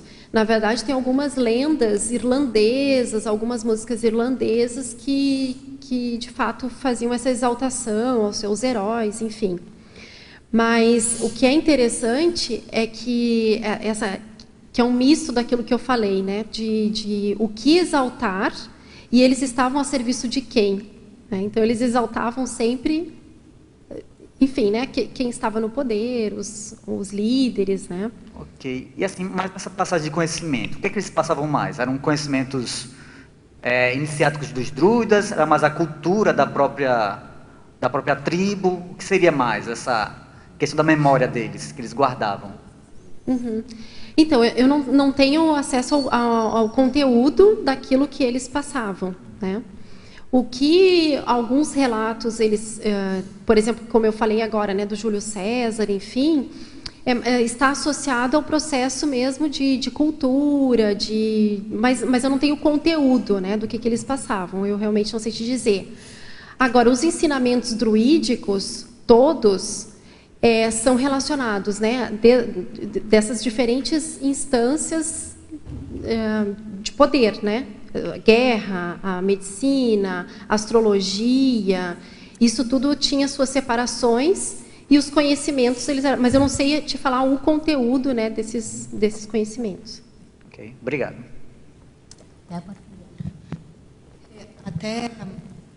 Até para aprofundar um pouco a primeira questão do Jean, a questão da atualização do perfil do bardo, uma coisa que eu fiquei pensando se não é a questão em termos de recomposição, né, dentro do processo da evolução, seria a questão da veracidade dos fatos, da não manipulação, ou da questão do tentar incitar um pouco mais de autocrítica dentro da pessoa, enfim, da pessoa da qual você está transmitindo a informação, porque eu acho que existia um processo, como você detinha aquele conteúdo, você, de uma certa forma, manipulava o que você vai passar, por mais que tivesse essa cultura do conteúdo ser repetido.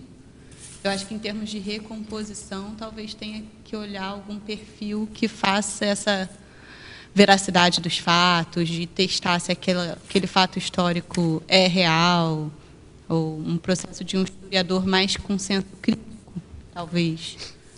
Mas aí a gente vai estar inferindo que o bardo ele cometia algum tipo de distorção, né? Aí eu não sei se dá para a gente generalizar, mas eu vejo mais, porque assim, Débora, mesmo hoje, eu escrevi esse verbete, tá?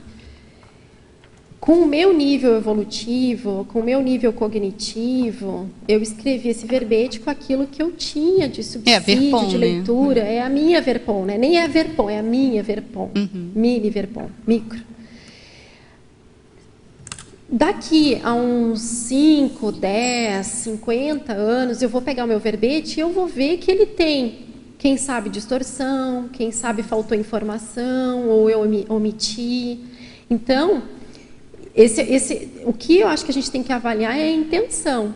Né? Se a intenção era, de fato, manipular, e aí vai entrar, sim, no processo da recomposição, ou se era aquilo que tinha para a época. Sim. A minha pergunta que eu ia fazer, na verdade, até tem relação com isso, porque assistindo o verbete ontem, né, do Arrimo Grupo, onde o professor Valdo fala muito da questão dos celtas, eu vi em determinado momento ele comparar com os sofistas. Não comparar, ele fazia uma citação dos sofistas. E, falando do povo da conscienciologia, né, também fazer parte desse passadão dos sofistas, né? Como filósofos seriam os sofistas, que também tem essa tradição oral de você falar, de você ser um andarilho, de você passar e falando. Enfim, eu fiquei tentando correlacionar justamente com o verbete de hoje. E aí, no caso dos sofistas, está claro que existia uma intencionalidade de manipular, de distorcer um pouco, beneficiando, enfim, o que lhe cabia. Por isso que eu, cheguei nesse ponto. Eu não sei também. Eu penso que é por aí. E também a gente tem que avaliar o hoje, a gente fazendo isso, se também não está na automimese, né? Do processo da intenção. Você vai falar do livro Intenção. Vou aqui, ó. Processo da intenção, que é o processo mais intraconsciencial, né? Que às vezes, mesmo hoje, dentro do paradigma consciencial, na condição de intermissivistas, a gente tem que avaliar o nosso nível de intenção. Às vezes, lá no passado, a intenção pode ser positiva, ou não. A mesma coisa hoje. Então, eu entendi a forma como você quis falar, né, dos grupos, o bar, dos sofistas, que vai nessa linha da pedagogia, da didática, e muito do ensinar o que a gente ensinou errado, né? Eu entendi, eu acho que tem toda a lógica. Então, deixa eu aproveitar, pedir licença, Milena, que fui tocada aqui no tema intenção, né? Então, gente, só para avisar que amanhã, no dia 3 de junho, sábado, no Círculo Mental Somático, vai ser o pré-lançamento do livro da professora Alzira Gessing, que é Intenção, Manifestação Atributológica da Consciência. E o lançamento e a noite de autógrafos vai se dar amanhã também, a partir das 19 horas, no Hotel Mabu. Então, estão todos vocês convidados, né? Falando aí, aproveitando o gancho da condição da intenção. Tudo bem, Débora? Certo? Você tem mais Tudo alguma? certo. Milena, eu agradeço em particular pelo verbete, porque celtas e druidas é uma coisa que me atrai muito. Então, brigadão. Na parafatologia, na segunda linha, na página 13, você fala do parapsiquismo anímico. Você pode expandir um pouco isso aí para a gente? Sim. A gente fala muito do parapsiquismo anímico, o anímico parapsíquico, né? Então, a gente tem que discriminar o que é meu, né, da minha consciência, e aonde tem a interação com consciex. Muito daquilo que é meu, eu posso atribuir a um histórico relacionado com aquela forma parapsíquica de manifestação, fazendo um link com os celtas, né? Os celtas, eles tinham uma liberdade parapsíquica muito grande, associada ao processo da natureza, né? Eles iam para a floresta para ter uma soltura holochacral, eles entravam em transe parapsíquico, eles tinham uma interação muito grande, né? E como que é hoje a minha manifestação parapsíquica? Porque cada um tem uma singularidade parapsíquica. Não é todo mundo que é igual. Todo mundo tem o frontochakra desenvolvido. Todo mundo, não. Então tem que ver assim, como que é a minha especificidade parapsíquica. Por exemplo, tem algum chakra que ativa mais, que você tem mais facilidade de manipular? Às vezes, aquele chakra pode te dar alguma ideia ou alguma hipótese de onde você desenvolveu no passado. Então, eu até comentei, eu sinto muita energia, quando tem esse padrão de energia tribal, por exemplo, eu sinto muita energia nos plantochakras. É como se o frio, né, o frio da mata entrasse assim nos pés. Então, a gente tem que avaliar, né, justamente o desenvolvimento do nosso holochakra, do nosso energossoma, para aferir aonde que, de repente, aquilo tem mais, ou foi mais desenvolvido, ou a gente tem mais facilidade. E também a gente vai começar a especificar e ver também qual o grupo que a gente tem mais relação. Grupo de consciex, grupos de assistido. Por exemplo, só para te dar um exemplo, dentro do processo parapsíquico, a gente mexe com muitos animais, né? Eu vou dar um exemplo trivial que aconteceu essa semana. Tinha muito tempo que eu queria pegar um gato. E gato é muito difícil de pegar. Você coloca armadilha, tenta pegar, não consegue pegar porque ele estava na rua, abandonado, e para evitar, né, a superpopulação desse animal, a gente pega, castra e doa. E aí era naquele dia de chuva, eu coloquei lá uma armadilha para pegar, que é uma casinha que não machuca, né? Ele entra por pega a comidinha, entra e a armadilha fecha. Fui para a TENEPS, coloquei e fui para a TENEPS. É aquela chuva. E aí eu comecei a evocar, né? Eu evoquei a Rose Garden, joguei energia. E olha, eu estava um mês quase tentando pegar. Senti um banho de energia, eu estava muito energizada. Saí da TENEPS, nada aconteceu. Eu faço TENEPS à noite. 7 horas da manhã, a gente conseguiu pegar a gatinha. E isso é um exemplo que constantemente eu vejo que eu tenho facilidade com animais. Para ou tentar pegar um animal que é muito arisco, porque às vezes o animal ele tem um histórico de maus tratos, enfim, ele fica com aquela memória, né, tão negativa do ser humano que ele não deixa nem você pegar. E eu tenho facilidade de pegar esses animais. De, às vezes, um animal que a gente está tentando pegar há muito tempo, ele pedir ajuda para você. Chega um ponto que ele pede ajuda e você consegue fazer assistência. É como se os amparadores conseguissem acessar aquela consciência para que você consiga fazer a assistência necessária. Aí, a gente tem que fazer associação. Aonde que vem essa facilidade? Qual é o grupo de consciência que eu me afinizo para conseguir fazer aquele tipo de assistência? Quantas vidas você já teve experiência com animais, do seu ponto de vista assistencial, né? O quanto você já se aproximou, né? No caso do seu exemplo que você está dando. Né? Certamente não é dessa vida. Quantas vidas a pessoa já teve mais afinidade com esse padrão de energia mais próximo da natureza, né? E já, inclusive já teve trabalhos de assistência, né? De afinização com animais. Acho que isso vai construindo, né? Aliás, tem 2 cachorrinhos que estão aqui circulando no campus que a Luimara está precisando de ajuda para pegar. Acho que é bom você falar com ela, aproveitando já o gancho. Na fatologia, na página 13, na primeira linha ali, as tertúlias provocando as reminiscências. Isso daqui é super forte. Eu me lembro, eu nunca vou me esquecer, assim, eu estava entrando na tertúlia, o professor Valdo estava ministrando, eu passei por aqui e ele falou evolução. Ele estava falando e ele falou evolução. E aquilo me veio assim uma lembrança do curso intermissivo, como se aquela palavra tivesse vincado.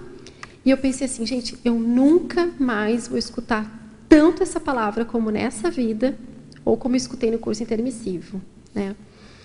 Então, esses ambientes aqui, né, de debate, de evocação de curso intermissivo, que o professor Valdo, ele vincou, ele criou, ele ajudou muito na nossa recuperação de cons. Né? Ele ajudou muito para a gente relembrar, não só de outras vidas, como também do nosso curso intermissivo.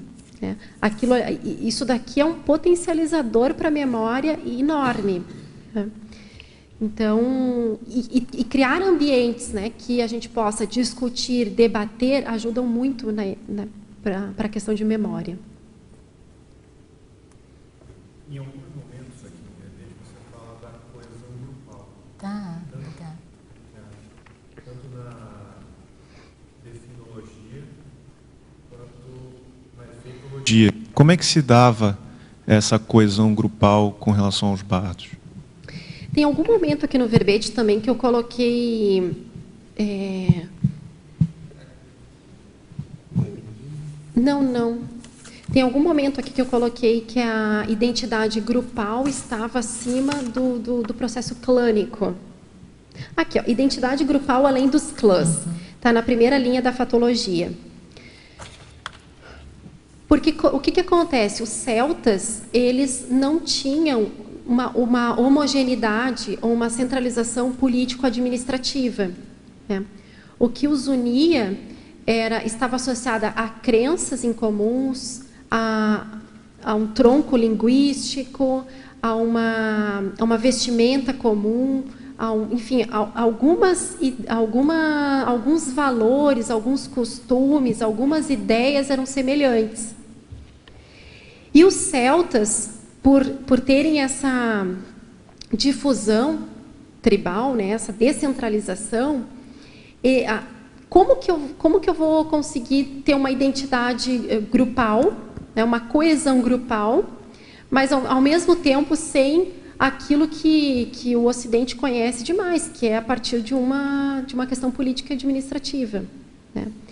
E eu penso que a parte da cultura de você ter os mesmos, compartilhar os mesmos interesses, as mesmas ideias, os mesmos hábitos, isso já cria um senso de identidade. Então, tem alguns relatos de, por exemplo, povos celtas na Grã-Bretanha, que quando eles entravam em guerra, os celtas de uma outra península atravessava e defendia esse grupo. Bom, mas o que fazia com que eles se sentissem pertencentes do mesmo grupo a ponto de defenderem aquele grupo militarmente de uma invasão romana? Porque não havia, por exemplo, uma cobrança de impostos, todos eram cobrados de impostos unicamente. Havia uma organização política centralizada, né? De alguma maneira. Não havia, mas ao mesmo tempo havia uma unidade. Senso de pertencimento ali, né? E eu atribuo a esse compartilhamento de costumes, de hábitos, de ideias que eles tinham em comum. Inclusive foi a ausência de um Estado centralizado, uma ausência de uma centralização político-administrativa que fez com que eles durassem tanto tempo. Porque os celtas duraram 2.500 anos. 2.500 anos. E esse historiador aqui que eu trouxe o livro sobre os celtas, ele comenta sobre isso. Por que não dominaram os celtas? Ora, a gente estudando a invasão da Inglaterra, né, Débora, na nossa dinâmica, a invasão Grã-Bretanha do Guilherme, né, o conquistador, ele entra na Grã-Bretanha e rapidamente ele conquista. Ele pega o centro do poder, né? Exatamente, ele vai lá, ele pega o centro do poder e pronto, ele consegue dominar. Agora, com os celtas não existia essa centralidade. Então, eles eram muito dispersos, vários líderes, vários clãs, e todos eles se uniam, então, em prol, né, da sua sobrevivência. Então, ao mesmo tempo que isso foi positivo para eles, também foi negativo, né, porque também acabou se perdendo muito da cultura, né, porque você não tem uma centralização desse conhecimento. Sinapsologia, na página 13, Milena, no final da primeira linha. Neossinapsologia, né, na página 13, no final da primeira linha.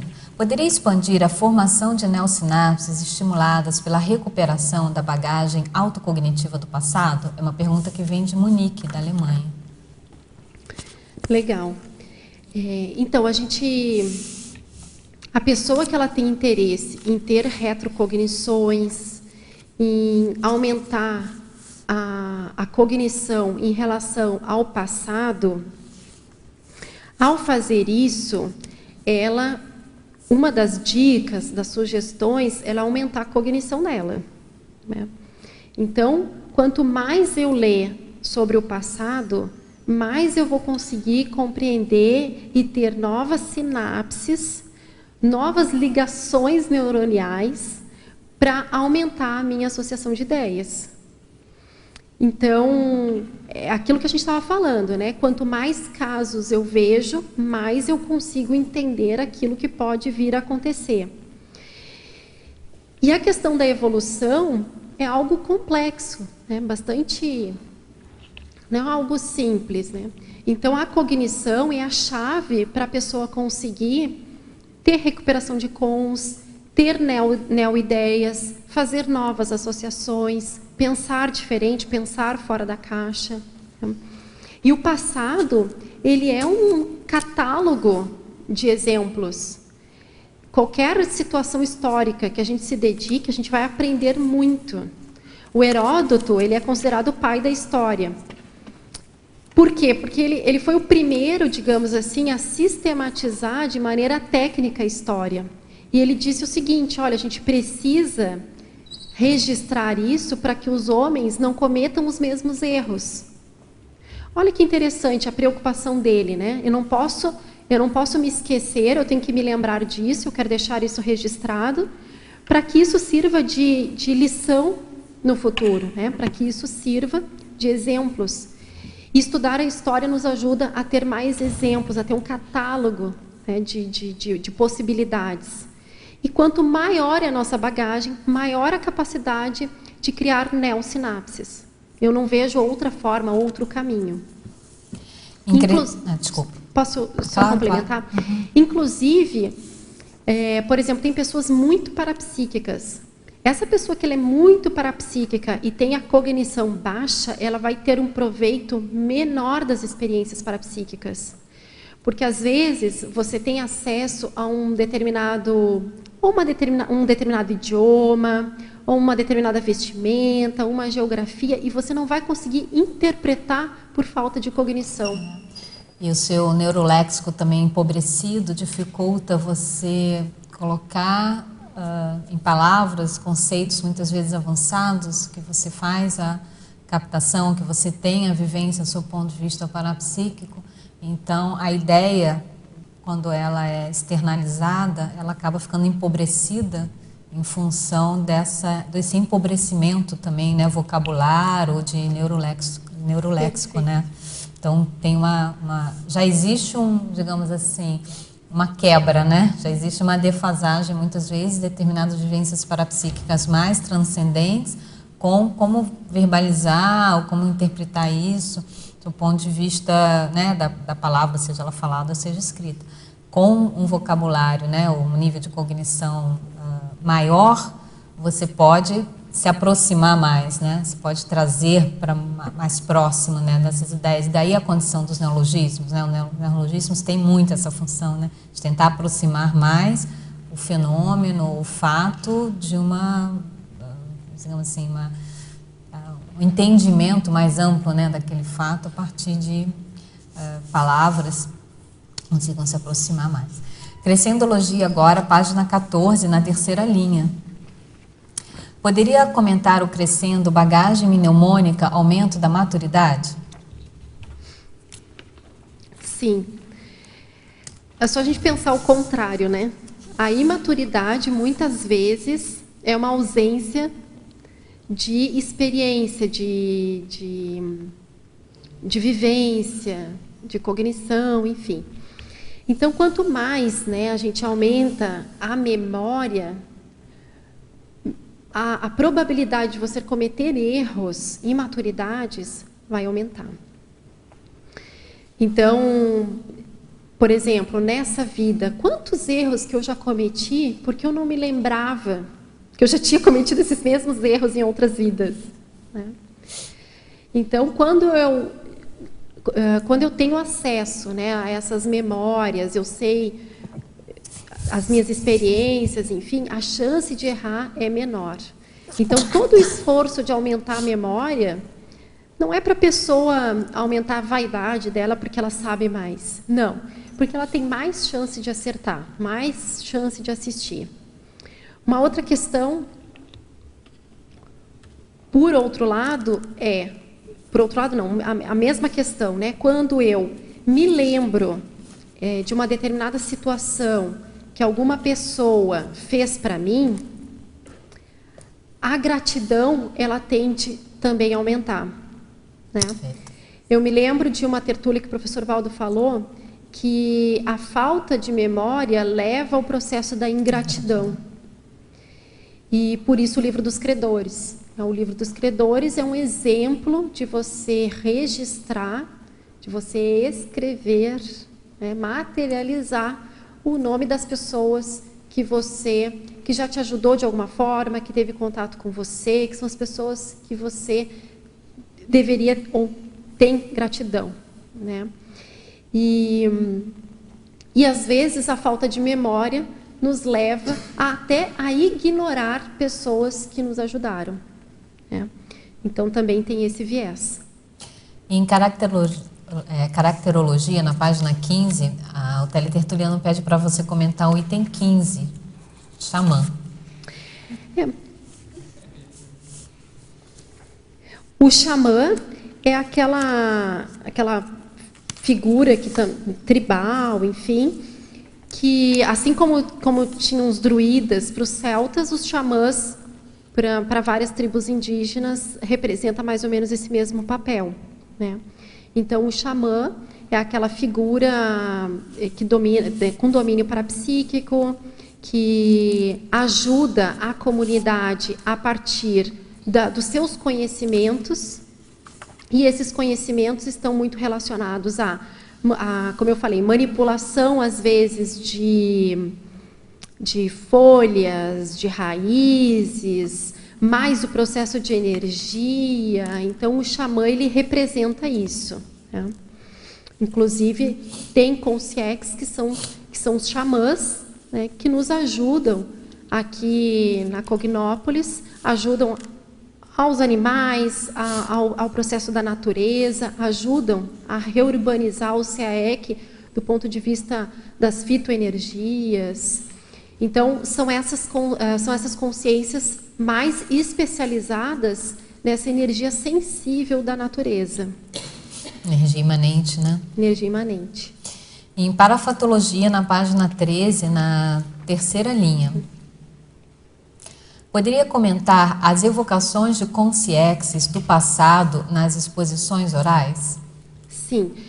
O exemplo é essa tertúlia. A gente está fazendo a evocação do povo celta, a gente está fazendo a evocação dos bardos, e isso se reflete na presença de consciex que tem relação com esse tema, que tem relação com esse povo, se reflete nas energias, até, quem sabe, no tempo, né? O tempo em Foz do Iguaçu hoje está um tempo bastante inglês. Eu não vi se tem o fog lá fora, mas que está úmido, bastante está, né? Então, a gente tende a atrair, né, essas energias, essas consciex. Agora, por quê? Né? Qual é o objetivo de eu fazer a evocação a essas consciex? Além de fazer essa evocação dessas consciex mais que nos ajudam, que já estão, enfim, mais à frente, mas também dessas consciex que estão há 3.000 anos, né, com o mesmo padrão pensênico, no mesmo bolsão, achando que a vida, enfim, é aquela, né, reproduzindo o mesmo comportamento. E aqui é uma oportunidade nas evocações de você fazer uma atualização.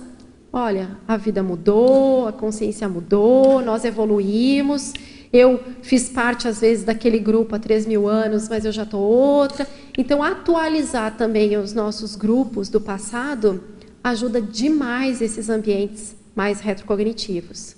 Então, aqui, quando você evoca, né, esse povo do passado, é uma oportunidade de fazer assistência, né, desse povo ter contato com você, fazer uma reatualização, encaminhamentos. As consciex, às vezes, usam esses ambientes para fazer resgate, para ajudar, para potencializar as energias.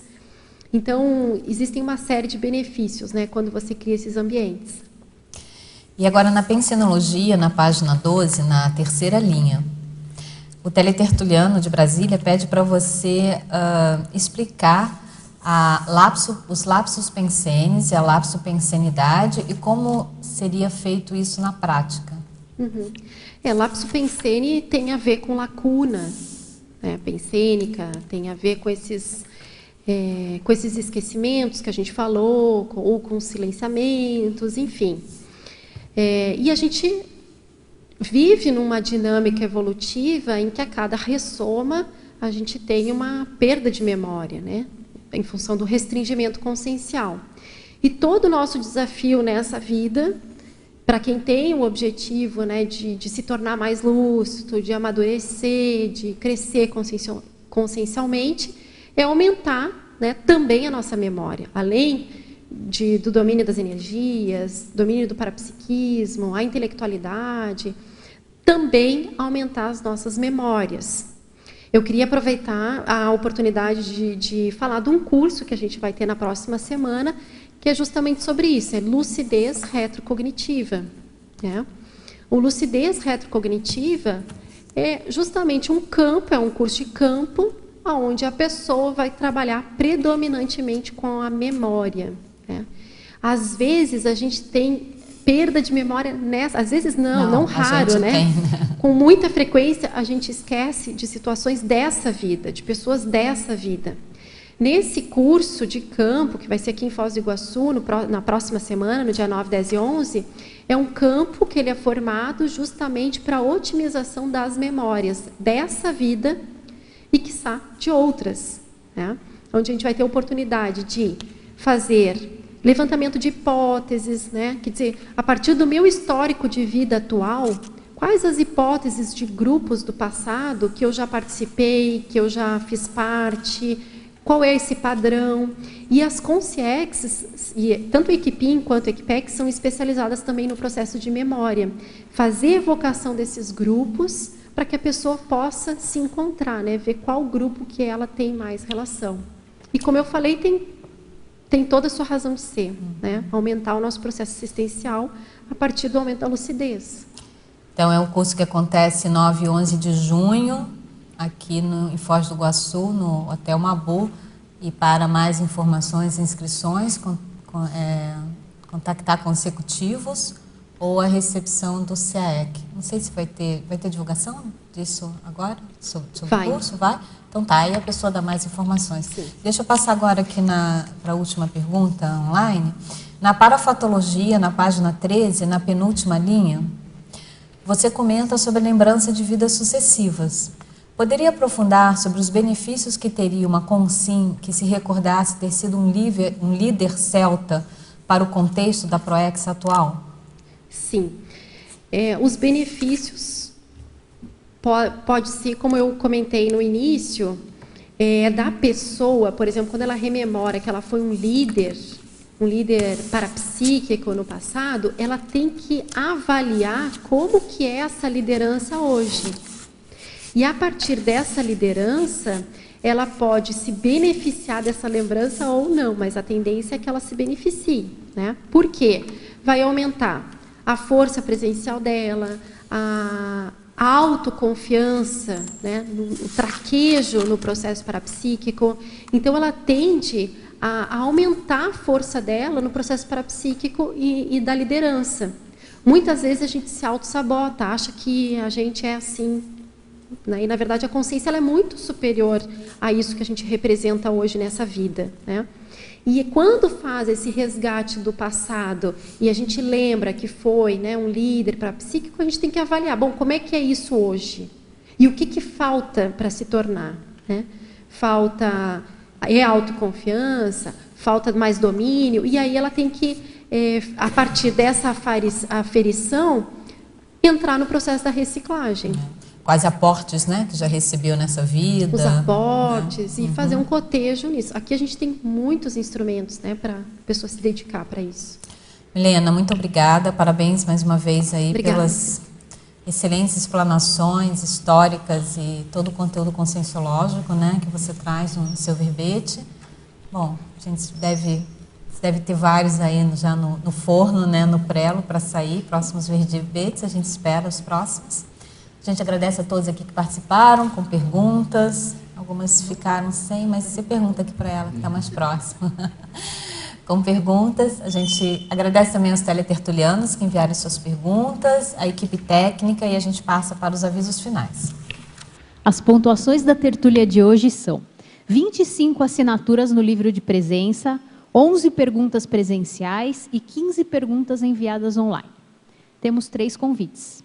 A Thelma com o curso Lucidez Retrocognitiva, a Paula com o programa Verbetografia e o Jean Franco com o curso Efeitos do Perdão. Boa tarde a todos. A Consecutivos gostaria de fazer um convite aos tertulianos e aos teletertulianos para o curso Lucidez Retrocognitiva, que a professora Milena acabou de comentar, né, a dinâmica desse curso. Ele vai acontecer daqui uma semana, começa na próxima sexta-feira, vai ser de 9 a 11 de junho, no Hotel Mabu Interludium. Então, é oportunidade àqueles que querem desenvolver aí o processo da memória e a questão da serialidade também, a questão da seriexologia, fica o nosso convite.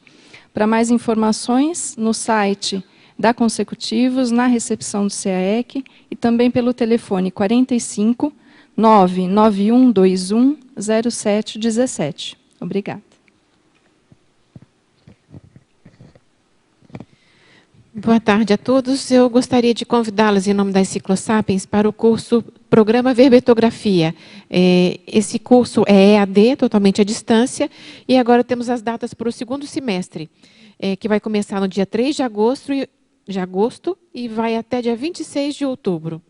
A estrutura do programa Verbetografia são 12 módulos semanais, com aulas online mais aulas vídeo, e onde temos toda quinta-feira, das 19h30 às 21h30, essas aulas, e o Tira Dúvidas também neste mesmo horário. Essas aulas vídeo também vão estar disponíveis para estudo na plataforma Moodle. A carga horária são 48 horas de aula durante 12 semanas. Temos um desconto especial para aqueles reciclantes do curso ou para grupos fechados com mais de 15 pessoas, recebem um desconto de 25% sobre o valor da inscrição. E eu vou citar aqui 3 motivos para você participar do programa Verbetografia. Entender a lógica e a estrutura da construção do verbete, participar da mega GESCOM grupal da Conscienciologia e promover o auto e heterodesassédio mental somático. Para você, então, interessado em escrever um verbete e participar dessa mega GESCOM grupal, vocês podem telefonar para a recepção do CAEC para o número 45 2102 1499. Esperamos ver vocês lá. Até lá. Meu boa tarde a todos. Eu gostaria de convidar, em nome da CIP, para o curso Efeitos do Perdão. Esse curso será realizado aqui em Foz do Iguaçu, começa amanhã, às 9 horas. Ainda há vagas e esse curso é um curso inédito aqui no Brasil e tem como objetivo principal trabalhar o processo do perdão para que a pessoa consiga se libertar do sofrimento do passado, para ter um futuro promissor, de forma que ela se sinta feliz, realizada e uma paz consciencial mais avançada ou mais otimizada.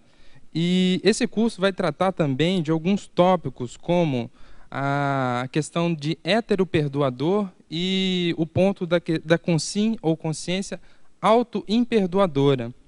E então, assim, se você tiver interesse, contamos com a presença de todos. Será realizado amanhã, começa às 9 horas e as inscrições podem ser realizadas na recepção da ACIP. Muito obrigado.